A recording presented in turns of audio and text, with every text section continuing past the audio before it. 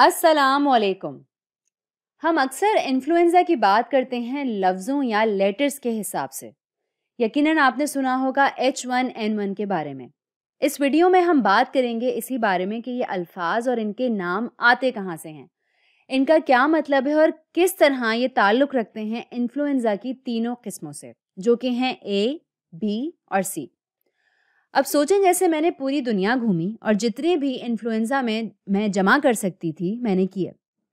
मुझे कुछ मिले होंगे टाइप सी और कुछ मिले होंगे टाइप बी और बहुत सारे मिले होंगे टाइप ए, क्योंकि टाइप ए जो है इसमें भी बहुत ज़्यादा डाइवर्सिटी है और बहुत ज़्यादा वैरायटी हमें मिलती है। बहुत सारी किस्में पाई जाती हैं टाइप ए की।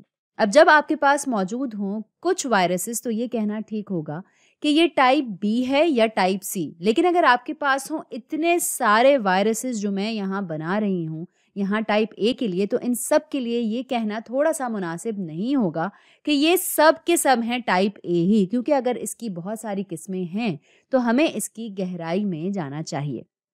तो इसको समझने के लिए हमारे पास है इनके नाम रखने का एक निज़ाम, या इसे नेमिंग सिस्टम भी कहते हैं। तो ये होता है सबसे पहले ये देखते हुए कि वायरस दिखने में कैसा है। हमें मालूम है कि वायरस के बाहरी हिस्से पर एक एनवेलप होता है जो मैं यहाँ बना रही हूँ, और अंदर की तरफ इन्फ्लुएंजा में मौजूद होता है आरएनए। और अगर ये टाइप ए टाइप बी है तो इसमें मौजूद होंगे आरएनए के 8 टुकड़े, और टाइप सी में होते हैं 7 यानी 7 टुकड़े। तो ये यहाँ पर ये यकीनन हुआ टाइप ए या बी। तो अब मैं आगे बढ़ूंगी और आपको बताऊंगी कि ये है टाइप ए, और हम जानते हैं कि बाहर की तरफ टाइप ए में मौजूद होते हैं कुछ प्रोटीन्स, है ना। ये वाले प्रोटीन्स जो मैं बना रही हूँ ये दिखते हैं एक हाथ की तरह, या अंग्रेजी में हैंड, और इस वजह से ये याद रहता है कि ये है एच प्रोटीन यानी हीमोग्लूटिनिन। इसके अलावा दूसरा प्रोटीन होता है टाइप एन प्रोटीन।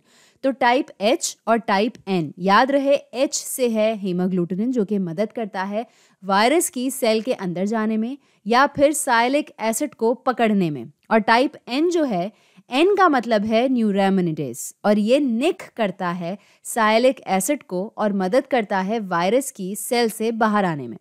तो काफ़ी पढ़ाई हुई है इन प्रोटीन्स पर।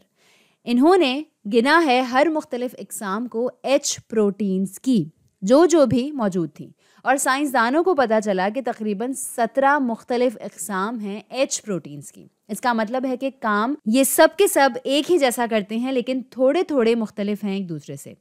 अब अगर आप सारे एन प्रोटीन्स गिने तो ये हैं 10। तो एच प्रोटीन्स हैं 17 और एन प्रोटीन्स हैं 10। अब अगर हर वायरस में हो कोई एच और कोई एन तो कितने मुख्तलिफ कॉम्बिनेशंस या जोड़ियां आपको मिलेंगी। तो आप सीधा सीधा इन्हें करेंगे मल्टीप्लाई। तो आपके पास यहाँ आए 170 कॉम्बिनेशंस जो कि हो सकते हैं एच और एन के। अब अगर ये है गिनती और ये है नंबर, तो हम इन्फ्लुएंजा ए वायरसेस के मुख्तलिफ नाम रख सकते हैं। जैसे हम यहाँ सोचें कि ये वाला जो है इधर, इस पर मौजूद है तीसरा वाला एच 17 में से और दूसरा वाला एन 10 में से, तो ऐसे में इसका नाम होगा H3N2। और इस वाले पर हो अगर पहला वाला H और पहला वाला N, तो ऐसे में ये होगा H1N1। और शायद ये वाला जो है ये हो H5N1। सीधा सीधा आप इनका नाम रखेंगे इन पर मौजूद H और N प्रोटीन के हिसाब से। अब एक और चीज़, जैसे यहाँ पर ये वाला वायरस ये भी निकलता है H1N1, तो इसका मतलब हुआ कि ये दोनों जो हैं, ये वाला और ये वाला, ये बिल्कुल होंगे एक जैसे, है ना। तो इसका जवाब है नहीं, ज़रूरी नहीं है कि ये एक जैसे हों। तो ऐसा क्यों है? इन दोनों पर मौजूद है एक ही H और एक ही N, तो ये मुख्तलिफ क्यों होंगे? तो याद रहे कि इसमें था बहुत सारा RNA। यहाँ थे 8 टुकड़े RNA के, और H और N जो हैं ये सिर्फ प्रोटीन्स हैं। इसमें और बहुत सारे प्रोटीन्स होते हैं अंदर की तरफ जो शायद इनको एक दूसरे से मुख्तलिफ बनाएं। ठीक है, अब अगर ये वाला नया है तो आप इसे कहेंगे नॉवल H1N1, ताकि दोनों में फ़र्क हो सके।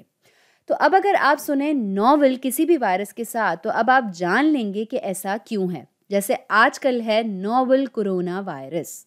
ठीक है, अब अगली चीज़ जो मैंने यहाँ बनाई है वो है एक ग्रिड, H टाइप्स की और N टाइप्स की। 17H और 10N।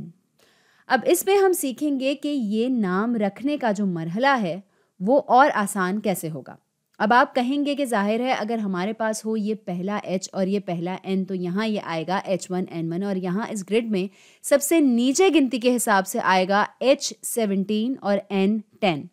और हम ये कर सकते हैं पूरी 170 टाइप्स के लिए। हम इन सब के नाम रख सकते हैं इस ग्रिड की मदद से।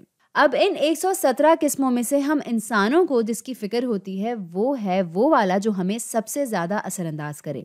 और पता ये चलता है कि H3N2 जो है और H1N1 ये दो जो हैं ये हैं डोमिनेंट हम इंसानों में। इंसानी आबादी में ये सबसे ज़्यादा पाए जाते हैं। अब अगर हम और पीछे जाएं तारीख में तो ज़्यादा आम जो हुआ करता था वो था H2N2 और इसने भी एक पेंडेमिक की शक्ल इख्तियार कर ली थी। और जैसे जैसे वक्त गुजरता गया H2N2 को साइड में कर दिया इन दोनों ने। तो मैं यहाँ से ये H2N2 हटा देती हूँ। अब ऐसा क्यों होता है कि इंसानी आबादी में एक वक्त में एक वायरस जो है वो डोमिनेट करता है दूसरों के बजाय, इतने सारे कॉम्बिनेशंस होने के बावजूद। तो अगर हम वायरस के नज़रिए से देखें तो ऐसे में एक इंसान से दूसरे इंसान में जो मुंतकिल होने की काबिलियत होती है एक वायरस की वो बहुत ही बेहतरीन होना ज़रूरी है। यानी इसकी ट्रांसमिट होने की जो सलाहियत है वो बहुत अच्छी होनी चाहिए और ये दोनों ही ये सलाहियत रखते हैं। तो अगर आपको हो फ्लू और हमें पता हो कि ये है टाइप ए, ये मैं यहाँ लिख लूँ क्योंकि ये नेमिंग सिस्टम जो है ये सिर्फ टाइप ए के लिए होता है।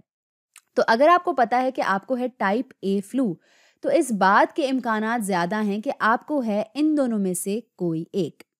अब बाकी के सारे कॉम्बिनेशंस का क्या, ये कहाँ जाते हैं और कहाँ देखने को मिलते हैं? तो बदकिस्मती से बहुत से ऐसे परिंदे हैं या बर्ड्स हैं जिन पर ये असर डालते हैं। तो ये आ गई हमारी बर्ड यहाँ पर। और पता ये चलता है कि जितने भी वायरसेस हैं ये सब बर्ड्स में पाए जा सकते हैं, कबूतर से लेकर बतख तक। सिर्फ एक किस्म है HN टाइप है जो आपको नहीं मिलती बर्ड्स में और वो है ये वाली H17N10। ये मिलती है बैट्स में यानी चमगादड़ों में। तो मिलती हैं ये सब परिंदों में और साथ साथ ये मैं यहाँ लिख लेती हूँ घोड़ों में भी, कुत्तों में भी। तो बहुत से मुख्तलिफ जानवर भी ये सारे मुख्तलिफ वायरसेस का शिकार हो सकते हैं। ये HN टाइप जो है इसका शिकार हो सकते हैं। अब एक और चीज़, अगर आप ऐसा काम करते हैं जिसमें आपकी इंटरेक्शन होती है परिंदों से और एक दिन आपको मिलती है एक बीमार बर्ड और बदकिस्मती से आप इससे ले लेते हैं ये फ्लू, और ये जो है ये हो सकता है कोई HN कॉम्बिनेशन, शायद ये हो H5N1 या ये हो H7N2। ये बात यकीनी है कि ये वायरसेस जो हैं ये फैलते हैं परिंदों से इंसानों में। तो शायद आपने उठाया हो H7N3 या फिर H9N2। तो अगर आपने ये उठाए हैं तो जाहिर है आप होंगे बीमार। लेकिन एक अहम बात है इसकी वो ये कि ये फैलते नहीं हैं और इसीलिए ये वाले जो वायरसेस हैं ये इंसानों में ज़्यादा रनिंग आइटम हैं क्योंकि ये फैलते हैं बहुत अच्छा। ये दोनों डोमिनेंट वायरसेस हैं।